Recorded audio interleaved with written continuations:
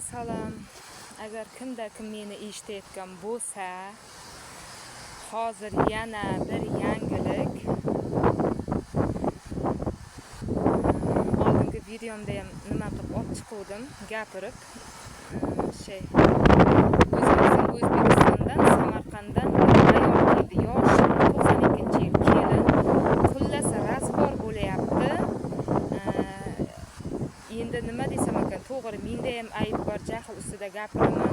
Faqat aytganim, hali sen yomon odamlarni ko'rmabsan dedim. Endi boyagi kelgan ishchiga mendan keyin kelganlarga uni qil, buni qil, xarakteri biroz og'ir, ishingni joyingda bilib qilsang gap eshitmaysan degan joylarim bo'lganda, xullas boyagi yomonlik qilmayin deyman boyagi ishchilarga. Chunki men o'zim harakatimdan biroz tilim bor, o'zimda xafa qildirib qo'ymayman, lekin xafa qildirib qo'ygan joylarim ham ko'p bo'lgan. Endi boyagi odam yoshi ulg'ayib ketaversa nima bo'ladi-ku? Beti ochilib ketaveradi-ku, o'zining haqqini ajratib olib. Xullas tuhmat qilyapti menga. Endi bilmadim nima maqsad bor.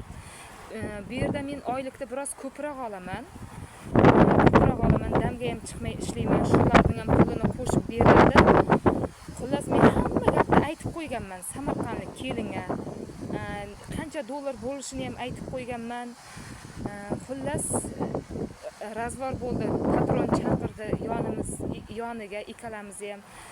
Jahlim chiqib ketdidan, qo'lingdan kelganini qil dedim. Qachon dedim, meni dedim, patron dedim, xonim dedim, haydaydi dedim, ana shu payt ketaman dedim.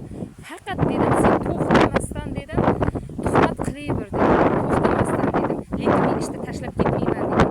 Lekin ketib qolmoqchi edim. Mana shu oyning 5-noyabrda pulimni olamanda chiqib ketaman dedim. Chunki otam aytardi, birov bilan tortishdingmi hech qachon qochib ketma. Naboratiga ishla derdi-da. Dushmanlarning oldida qochib ketma, qo'rqoqlik qilma derdi. Ana shu ko'proq dastak bo'ldi. Qochib ketishim kerak. Xonimga ham aytdim, xohlasangiz dedim, hozir meni quvib haydang dedim, men ketaman dedim. Siz ket degan kuningiz ketaman, lekin bularning tuhmati uchun dedim, men o'zimni qiynab ketmayman dedim. Mayli, tuhmat qilsa qilaversin. Kim tuhmat qilsa Xudoga solib qo'yibman. Qildi ham vaqtida. Lekin Xudoga solib qo'ydim. Ular Xudodan topmagandir, balkim meni eshitmagandir. Lekin bu Samarqandlik kelinni ham men Xudoga solib qo'ydim. Lekin qochib ketmayman. Hayotda qochib ketmayman. Oxirigacha men kurashaman, kim bo'lsa.